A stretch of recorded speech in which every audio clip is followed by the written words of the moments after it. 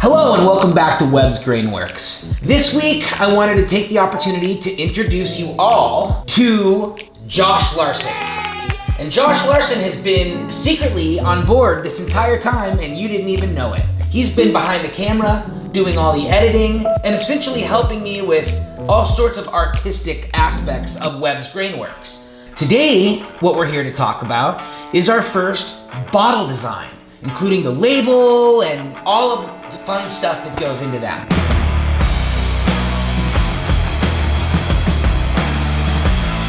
So today what we're here to talk about is our first bottle design, mainly the label. Josh has come up with a couple different versions that we're gonna talk about today. Yeah, I mean, I'm really excited to do this because I've designed a lot of packaging, never done a bottle. Well, if this is your first bottle, I think you've done a really great job right off the bat. Yeah, we got some cool concepts. So out of the two you gave me, I'm calling them, there's the white with gold and the gold with white. This one is the one I'm referring to as white with gold. Okay. I have shown it to my wife. I've shown it to a couple of my friends. What's cool and also interesting is it was fairly unanimous between the two, which one people thought that they liked the best. Really?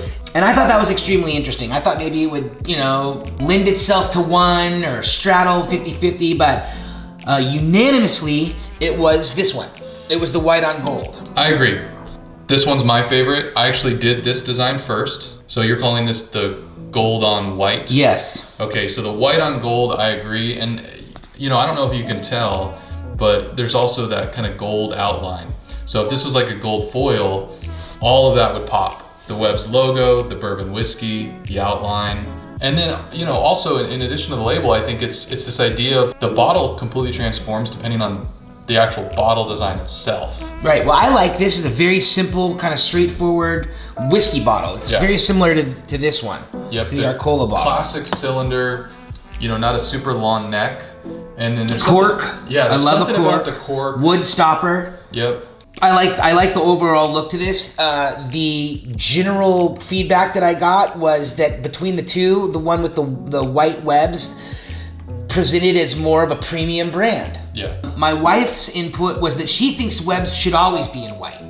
That the way it pops that way, stands off the bottle, that should always be kind of the first thing that you see. That's a good point. And I really like that because in the original iteration of the logo design, it was black and white for that very reason, because of the way it popped. One of the things that I am really excited about, and one of the things that I attribute to you 100%, is the way that you have allowed me to kind of step away from the original logo and realize that the different ways we can manipulate it, that it doesn't have to be in that kind of order or configuration, but that we can take out the elements like the Webbs, and then I love that. I love that it's a game changer. It's an absolute game changer. I love the way that the crest is its own thing, kind of isolated, and the name just allows itself to kind of stand out on its own. Because your dad's signature naturally has, it's got this arc, this final version that you have for your logo, and so it kind of wraps around whatever content you're putting below. Right, it kind of hugs it. Yep, and if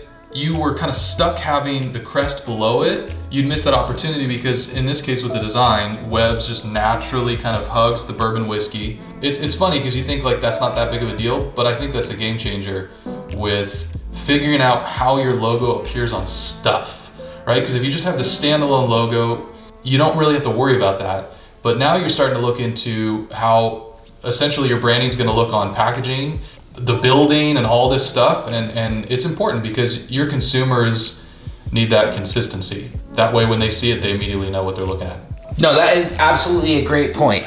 The other elements that I really like about this label, I like the handwritten aspect. The part where we can hand enter barrel number, bottle number, and then signature right there. There's something about the black label too, because I'm imagining like silver? Like silver or like white kind of chalk. Yeah. There's something about that I think would be really cool. Yeah, a chalky look would be very cool. Every single one of these bottles has a handwritten element, and that's why I brought these in.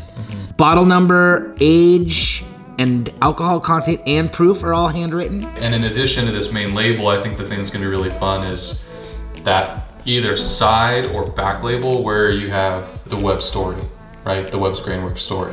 And I could see that being in the same vein, you know, black label, maybe white writing, repeat the Webb's logo on that.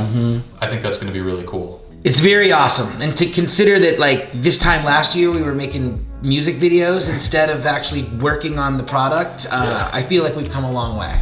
There's something magical about physically putting something on, you know, in this case a bottle, which is so symbolic of having, you know, a distillery. Seeing Dad's signature on there. Yeah. It's all coming together, ladies and gentlemen.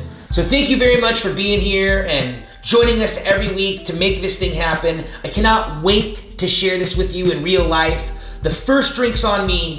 Come back every week and see us as we build this thing out. We look forward to seeing you right here at Webb's Grainworks.